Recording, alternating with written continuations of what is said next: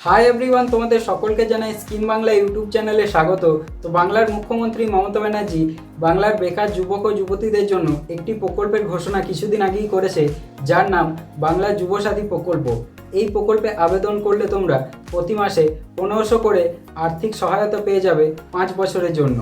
আর এই প্রকল্পে আবেদন করার জন্য ন্যূনতম যোগ্যতা হতে হবে, শুধুমাত্র তোমাকে মাধ্যমিক পাশ করতে হবে। হ্যাঁ, শুধুমাত্র মাধ্যমিক পাশ করলেই তোমরা এই প্রকল্পের জন্য আবেদন করতে পারবে।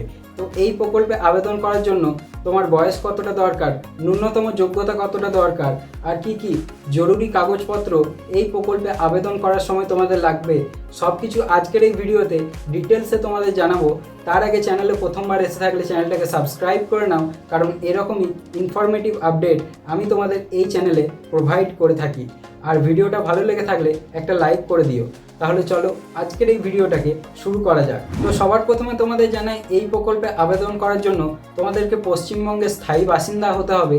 তার সাথে তোমাদের বয়স হতে হবে 21 থেকে 40-এর মধ্যে। হ্যাঁ, 21 থেকে 40-এর মধ্যে তোমাদের যদি বয়স হয়ে থাকে তাহলে তোমরা এই প্রকল্পে আবেদন করতে পারবে। 21-এর নিচে বা 40-এর ওপরে যদি তোমাদের বয়স হয়ে থাকে তাহলে কিন্তু তোমরা এই প্রকল্পে আবেদন করতে পারবে না। আর তোমাদের ন্যূনতম যোগ্যতা হতে হবে শুধুমাত্র মাধ্যমিক পাস।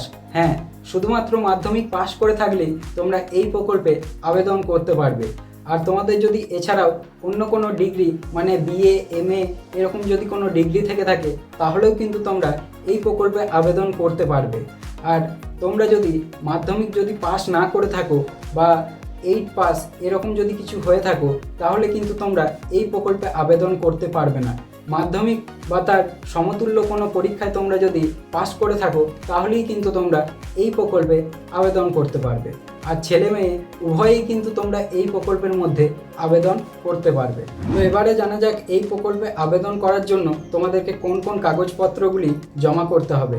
তো এই প্রকল্পে আবেদন করার জন্য তোমাদেরকে মাধ্যমিকের অ্যাডমিট, মাধ্যমিকের মার্কশিট, সাথে তোমাদেরকে আধার, ভোটার, চালু থাকা ব্যাঙ্ক অ্যাকাউন্ট এবং ব্যাঙ্ক অ্যাকাউন্টের সাথে লিঙ্ক থাকা ফোন নাম্বার, সাথে তোমাদেরকে রঙিন পাসপোর্ট সাইজের ফটো, এবং তোমরা যদি এসসি বা এসটি কাস্টের হয়ে থাকো আর তোমাদের যদি কাস্ট সার্টিফিকেট থেকে থাকে তাহলে সেই কাস্ট সার্টিফিকেটের জেরক্স, মানে এই সব ডকুমেন্টসগুলো তোমাদেরকে জেরক্স আবেদন করার সময় জমা করতে হবে। আর 15ই মার্চ থেকে 26শে মার্চ দুয়ারে সরকার বা যুবসাথী প্রকল্পের জন্য ক্যাম্প করা হবে।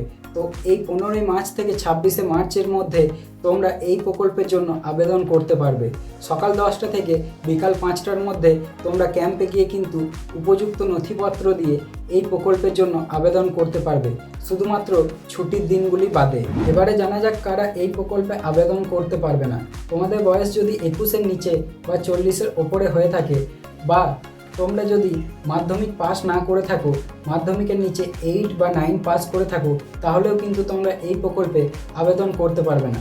সাথে তোমরা যদি অন্য কোনো সরকারি প্রকল্পের টাকা পেয়ে থাকো, যেমন লক্ষ্মীর ভাণ্ডার, কৃষক বন্ধু, পিএম কিষাণ, এরকম সরকারের যদি অন্য কোনো ভাতা বা প্রকল্পের টাকা পেয়ে থাকো তাহলেও কিন্তু তোমরা এই প্রকল্পে আবেদন করতে পারবে না। হ্যাঁ, তোমরা যদি স্টুডেন্ট হও, যদি কোনো স্কলারশিপ যেমন বিবেকানন্দ স্কলারশিপ এরকম যদি কিছু পেয়ে থাকো তাহলে কিন্তু তোমরা এই প্রকল্পে আবেদন করতে পারবে। আর তোমরা যদি সরকারি বা বেসরকারি কোনো একটা চাকরি করে থাকো তাহলেও কিন্তু তোমরা এই প্রকল্পে আবেদন করতে পারবে না। তো আজকের এই ভিডিওতে আমি তোমাদের জানালাম যুবসাথী প্রকল্পে আবেদন করার জন্য কি কি নিয়ম এবং শর্তাবলী রয়েছে এবং কি কি ডকুমেন্টস তোমাদের আবেদন করার সময় লাগবে। তো ভিডিওটা যদি ভালো লেগে থাকে তাহলে একটা লাইক করে দিও। আর চ্যানেলে প্রথমবার এসে থাকলে চ্যানেলটাকে সাবস্ক্রাইব করে নাও, কারণ এরকমই ইনফরমেটিভ ভিডিও আমি তোমাদের এই চ্যানেলে দিয়ে থাকি। তাহলে তাড়াতাড়ি চ্যানেলটাকে সাবস্ক্রাইব করে নাও। তাহলে দেখা হচ্ছে অন্য কোনো ভিডিওতে, ততক্ষণের জন্য বাই।